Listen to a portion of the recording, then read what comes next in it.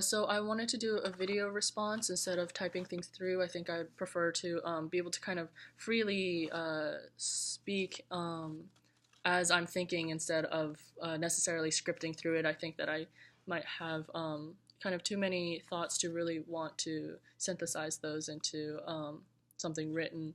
Um, so this piece was kind of a response, or maybe trying to further develop technique with my both my Taiko piece, which was the kind of cultural sharing plus lies kind of a thing, and the participatory piece that was a water system, where I was asking people to go from one station to another and kind of interact with water, but I was asking them to do things specifically with their own body, and I was told that um, that my this kind of like giving instruction and being as a single kind of a point of authority within this space was making people feel very manipulated and uncomfortable. And so Helen, actually, I got a similar response this time to this piece as well. And her actual specific words, she starts off with, "Your lapse in the authorship of the project makes me question the intent of the work. I'm thinking of things like the wobbly table, not having time to fully heat the water, and I mainly felt confused through the whole process, to which I react with a 'don't tell me what to do' mentality." Um, and so yeah, that was something that I've really been trying to work with, and having some difficulty um, with this kind of tone, and I do think that it's something that I can continue to develop through my language of the script, but I worry too about the necessity of the script for these kinds of things. Um, and I mean, one person, actually, this person didn't write their name on their sheet, but it says, uh, by doing that through you oh, sorry by doing that, though, you create an authority figure who instructs. What's the relationship between that authority figure and the participants? um, and I mean, I think that is something similar also as far as like the room for play and the room for improvisation. That's something that I don't really have built in, and so the kind of control of a stable environment through materiality, and then room for other people, instead of just my instructions and people enacting those. Um, so yeah, that's something that I think that I'm having, or that I am having to kind of continue to develop. And a lot of people in their comments did say that they were thankful to been allowed to be a part of this, and that they felt like various things kind of created trust in them. And so I am interested, I guess, in how people feel, and ways of making people feel comfortable while also being able to have maybe something more than just a feel good experience, and how those two things can be um, understood or conflated, or just not gotten at all. But yeah, that's definitely something that I actually would like to be able to continue that conversation with you in person, as far as participatory works and comfort and stability and trust go.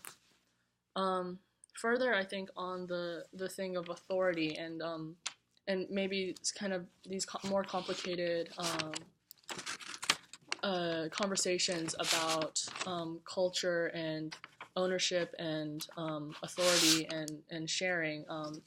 Sang actually wrote, "I thought about how I understand the tea ceremony and how significant they are to me. I personally think that they're more ritualistic than just a complicated way of making tea. Um, is it forced, even if you give cultural okay, to not consume the given offering of tea and candy?" Um, I guess it was about more about symbolic art, your symbolic act, your way of interpreting and navigating these ceremonies. Um, but I mean, that is something that it is. true, and it was part of the piece as far as this kind of maybe commodifying of these things. And he says it, he felt like it's something that's more than just a complicated way of making tea, but it also um, it's something that's difficult as far as my own authority in the fact that I'm not, and that's my whole thing is that, how can I kind of maybe destabilize this authority that I kind of vest in myself by being the one who gives instructions, and again I think that that has to do with my language, and the way that I do even just naturally, just as far as like everyday speak with a lot of authority, um, and then therefore I'm kind of like um, giving myself a position that I don't always have a right to. Um, Not necessarily that I'm saying that saying that, but it's something that I think about, especially as far as what I talked about during my artist introduction, as far as my anxieties around political work and social work. Um, but you know, and it's a thing too of like withholding and protection and misinterpretation and um, things meaning more than just the way that you do them, kind of a thing. You know.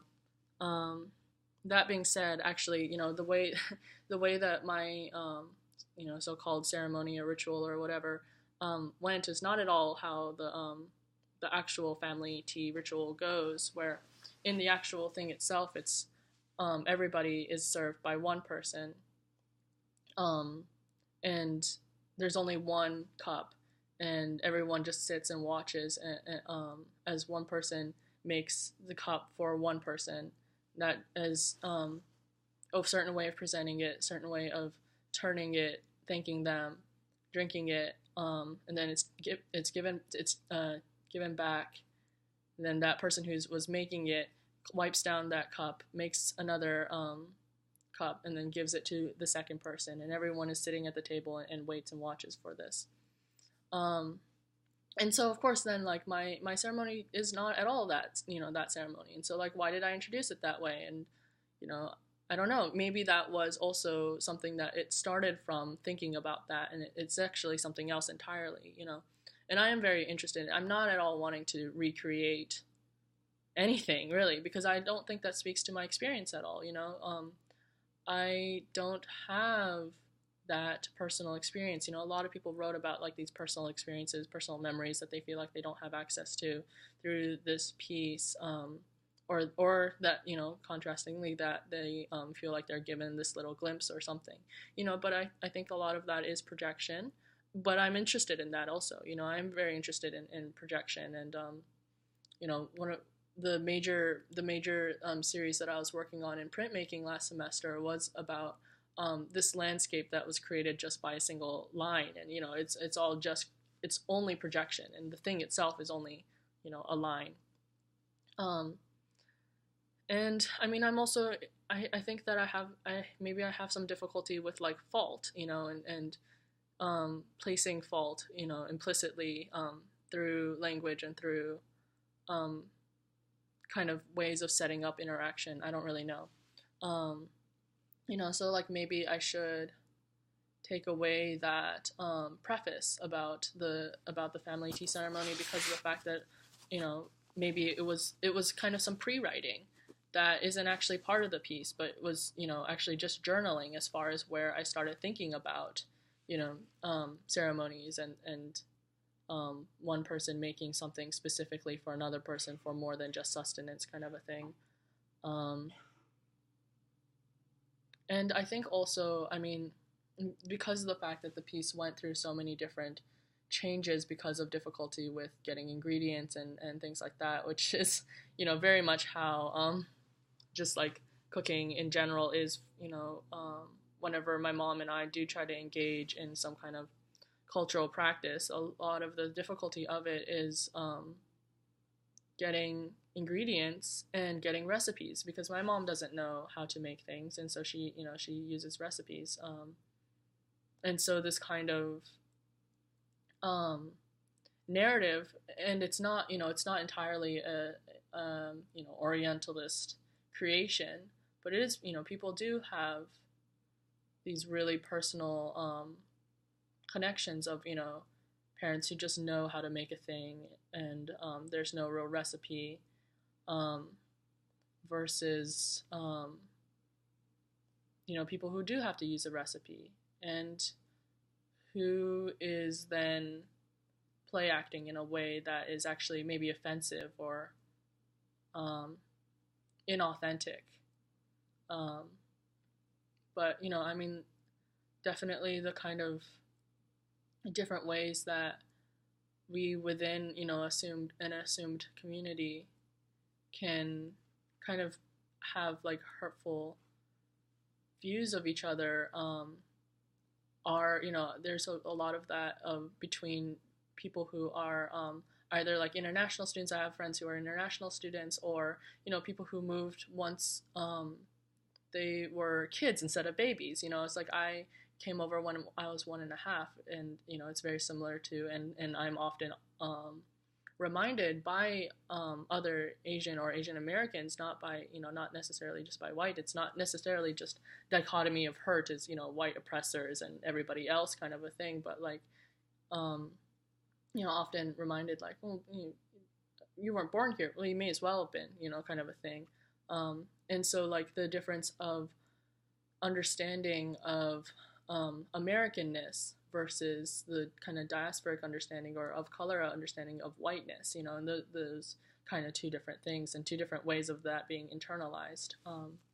One of the artists that I spoke with last year, actually, I'll post her the link to her website above this, but she did a kind of faux documentary about her parents and about her parents' Chinese restaurant, and kind of the Americanization, the necessary Americanization, but of that cuisine, but it was still Chinese. It's Chinese American now, kind of a thing, and how close to this like idea of the authentic Asian does something have to be in order to be Asian, or does it automatically get to be claimed by white Americanness?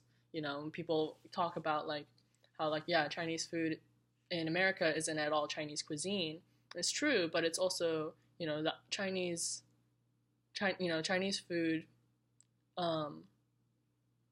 These the kind of history of that in America is Chinese American, and this kind of survival within America is from a kind of part of Chinese history. It's Chinese American history, but then she actually further into her film then further complicated it by revealing that that this was actually a falsehood or kind of a myth that she created, and that actually her parents ran a soul food restaurant, and how does that kind of complicate the narrative, and like what is Chinese American?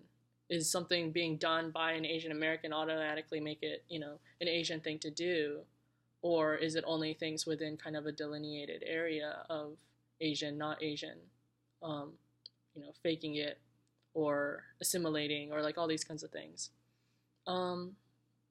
So yeah, it's like similar to like Ling Ling's kind of comment during the crit about this being kind of superficial. It's definitely areas that I'm interested in, but it's also very painful, to kind of always be reminded. It's similar, I think, to as far as personal experience of being reminded that, I'm very American. It's true. I'm not denying it, but it's also, something that is painful to be reminded of, I guess, or to be, not necessarily reminded of, or not necessarily even categorized as. But it's just something that that there's a certain kind of pain in that, I guess. So those, I think, were the two comments that I very much kind of well, I think the first one was maybe a little bit more technical. The one from Helen, was something that's more technical that I'm trying to figure out as far as participatory works and who likes or dislikes or feels alienated from materialistic problems, and also issues of audience. I think like she did admit that she doesn't have good experience with participatory works, and I know other people too who really hate being asked to do things participatorily, and Malcolm, he's done work that is participatory, and the fact that he's asking, he as a black man is asking people to do or not do things is a large part of his work, and so I'm interested in both working on my language in order to try, and I do think that I made a big step forward from the water piece, my water systems piece, and this piece as far as my language and trying to kind of create comfort. And a lot of people mentioned how different things kind of gave them trust for the continuance of this, but also ways that I can make that kind of distrust or discomfort or the shaking of my authority to be more deliberately part of the piece, more maybe obviously part of the piece, But I also I do have also some reservations about that. MJ, both during the crit and also in these notes, said that she liked the fact that she saw the pile of dust, and that she would have liked to see it closer to the table in order to make it more part of it. I think that's something that I've been having some difficulty with, is like kind of performance of truth, and I think something that's kind of been a major tenet of my work that I maybe just need to retire now, and that it actually isn't, it's actually kind of getting in my way, is this maybe kind of a modernist thought that the truth of like the preparation around a piece or like things like that is also part of the piece, and so I feel like the fact that I did sweep the floor is part of the piece and doesn't need to be performed by a kind of deliberately placed kind of maybe passive aggressive pile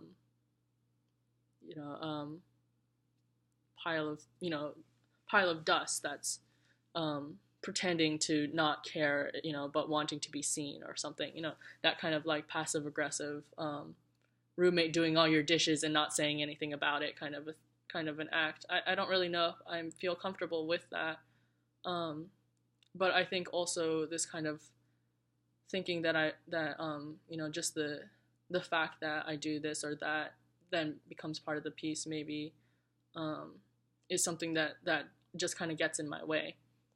And also maybe I think runs counter to what I say that I'm interested in. I've kind of been verbally just running around talking to people, verbally saying that I'm interested in putting truth and lies and fantasy all on the same plane, and kind of presenting them on the same plane. And I think I do have some pieces that do that. I have one that actually I haven't shown in crit. I just did it outside of school. That was a kind of like poetry that started off as a poem that I did write linearly, but each it's written on a series of cards that only have like a few words per card. And so the first reading, which whoever made that might be, who comes up and sits, and for as long as they're willing to sit is the duration of the poem, I read, a few words at a time, the poem, and place them throughout the table that I'm sitting, not lined up in order, but just like as wherever I want to like reach at that time. Once I run through the whole stack, then I, regather them, and that's a new order for how the poem is read. And in that, there are several requests, and some of them are actionable, like asking someone to like peel a clementine to share that clementine, things like that. Some of them aren't at all and are obviously not, like the request to stretch into a sky. And then some of them are dubious, like actually, and this is where kind of I first started working with stones in mouths and stones in the body. Is asking someone to hold a stone on their tongue.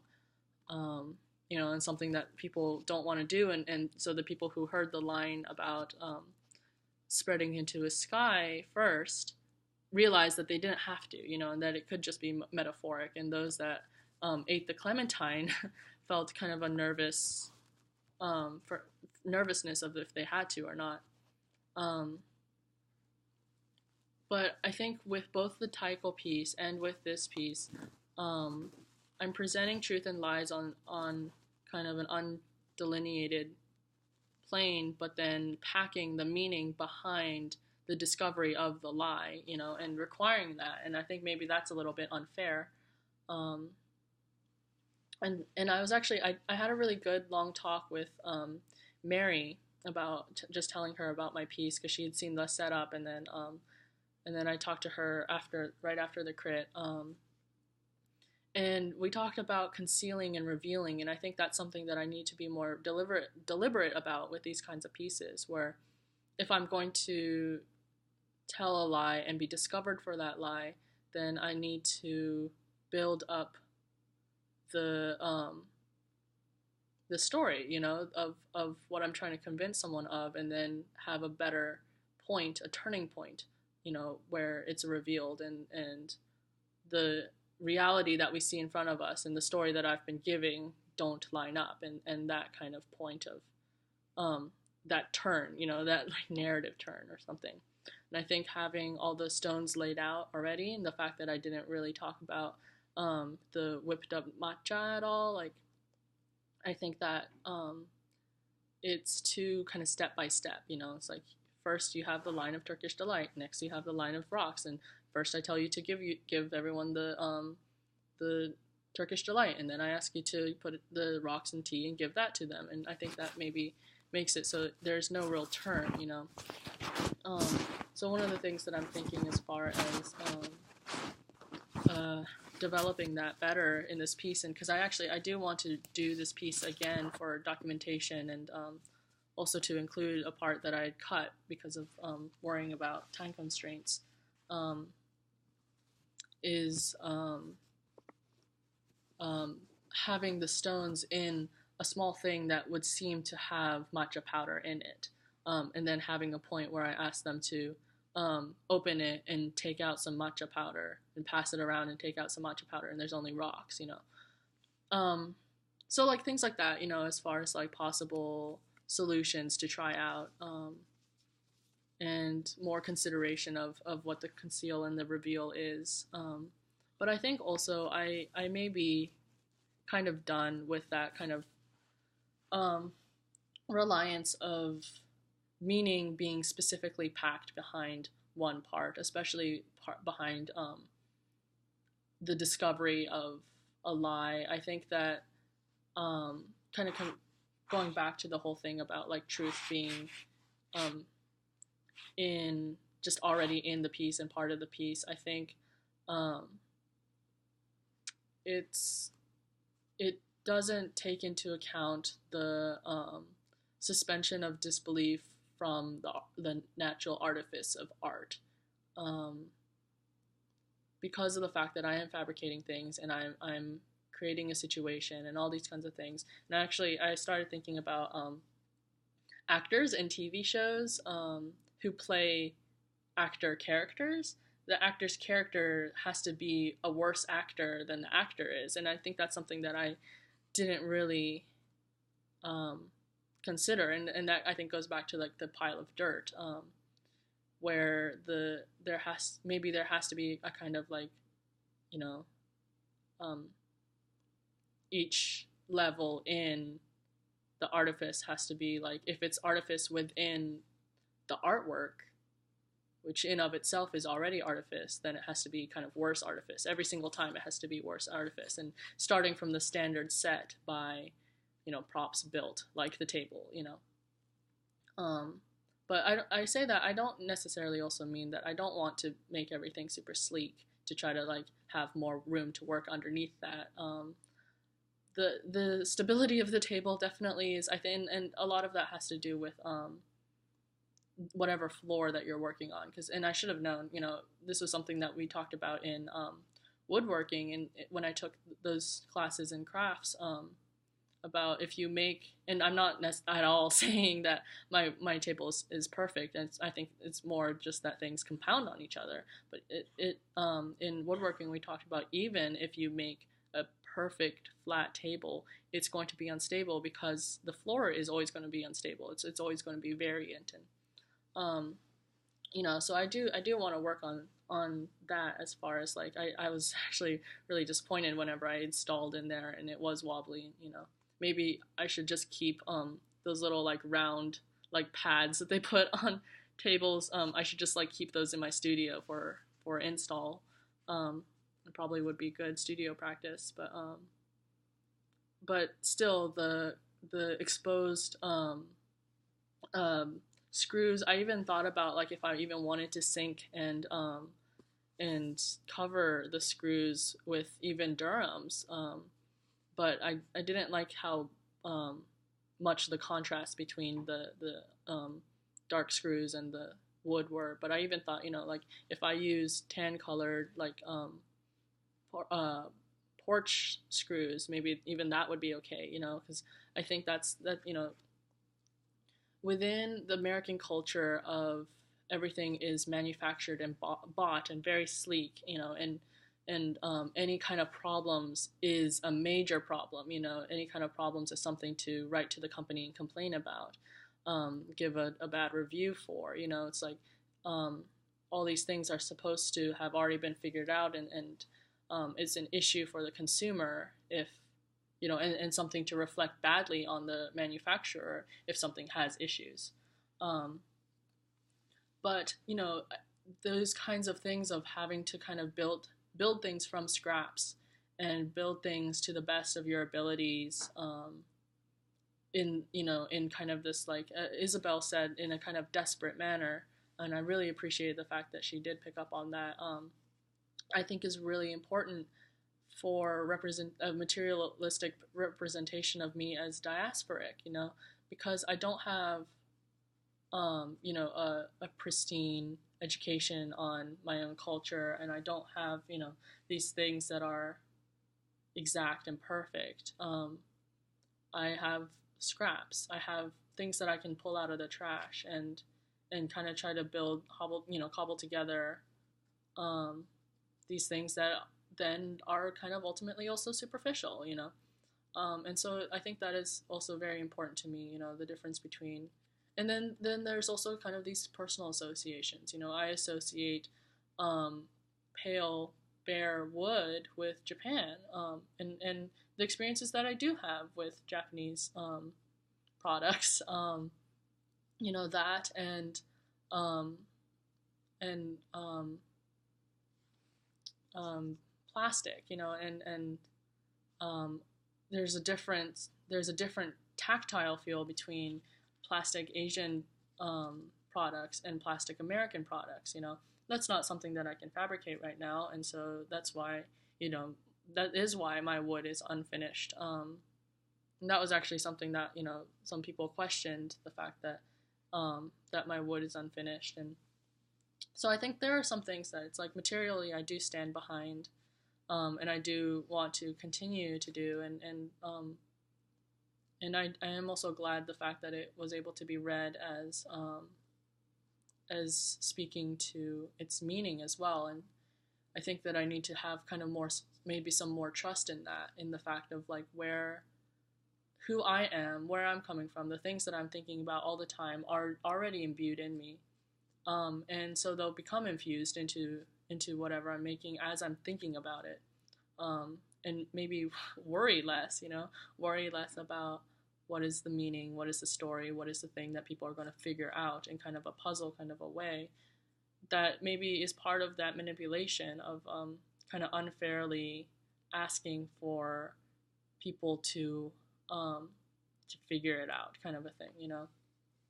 So I do think I am going to redo this piece, and I probably will continue to end up working on similar pieces, in 2 more years, similar to how the Taiko piece was 2 years ago. But I think um, I think it was kind of a final stalling. All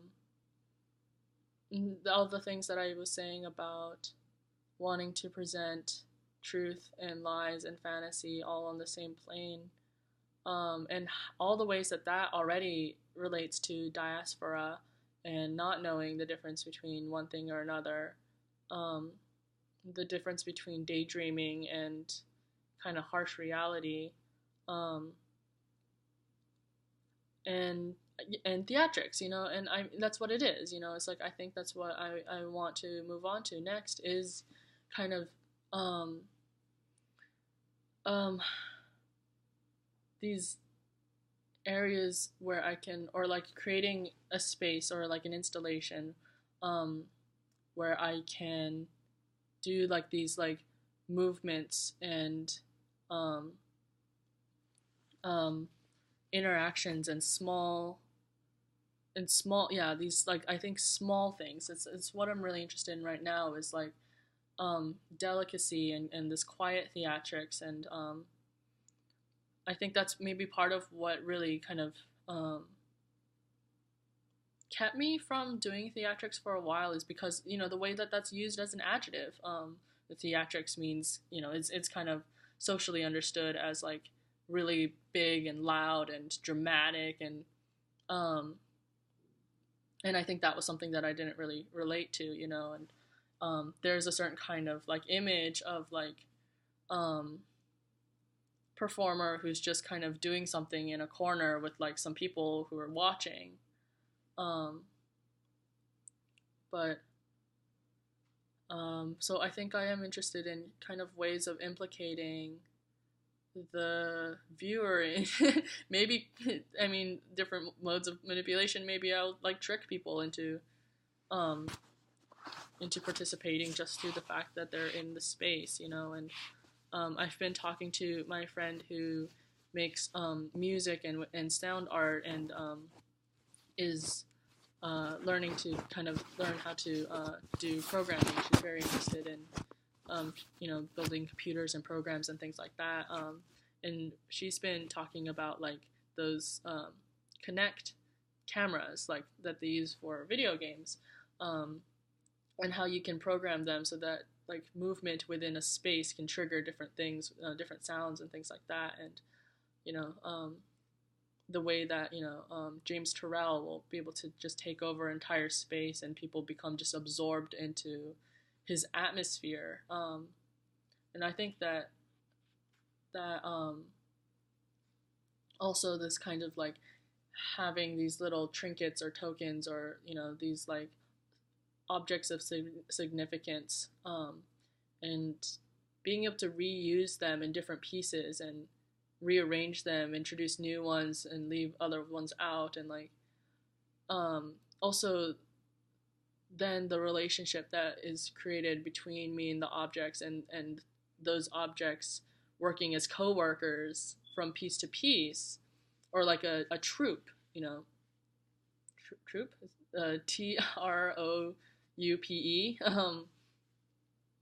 I think that will be really interesting. So I think I'm um, I always feel kind of cowardly, or nervous, but I think that this is kind of the like finally I have to move to this thing that I've been thinking so much about, and in a way not realizing. I think even my attraction to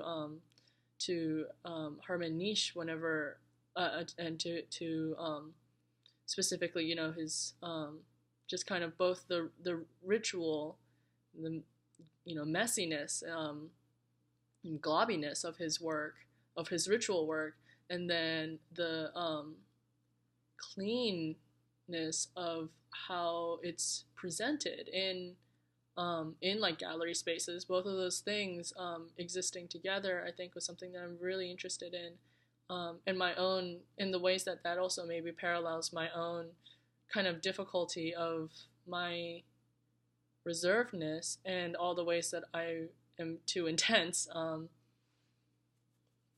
And I think this is something that's very difficult for me to talk about and difficult for me to bring into my art. And a lot of times my art is, um,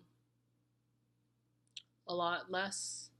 Yeah, I cut it down to, I think, a lot of times a lot less than it could be. And so, maybe this was kind of that, like, last, um, I don't know, not last chance to do it, but kind of that, like, final, like, stalling before I, like, really need to just, like, step over the edge. I say that, but I think I don't know how much braver or yeah, how much off of that ledge I can really step. Just insofar as, like, I want to say that and then not be too disappointed if the time that I take takes longer than just making the decision. I mean, like, this is a similar thing with, like, um, taking care of mental health and, like, things like that. Making the decision doesn't necessarily mean that you wake up an entirely new person the next day. But yeah, I think that was most of my really big responses. There are some other things, I mean, I did respond, I guess, maybe more to the critical things than to the things that were very encouraging. A lot of people said things that I think are really interesting. Malcolm talked about these kinds of phrases that he really resonated with, and I think that has to, does again have to do with kind of audience. So yeah. Anyways, I think, though, the majority of what I wanted to talk about, I was able to cover. So would be very interested to continue this conversation with you in person, and also about all the things that I'm thinking about for my next piece, which I think is going to be very different, which I'm nervous about but excited about. And I think it's bringing together a lot of different little things that I'm thinking about. And I think that, like, bringing together of a lot of little things, I think that's going to be a major, yeah, kind of a parallel in a lot of different things, but also, like, physically, materialistically. I think that I'm excited to start being able to do that and be able to, like, kind of make these objects that I kind of didn't have a kind of justification for. But anyways, I've, like, said goodbye, like, several times now. Okay, thank you. Bye.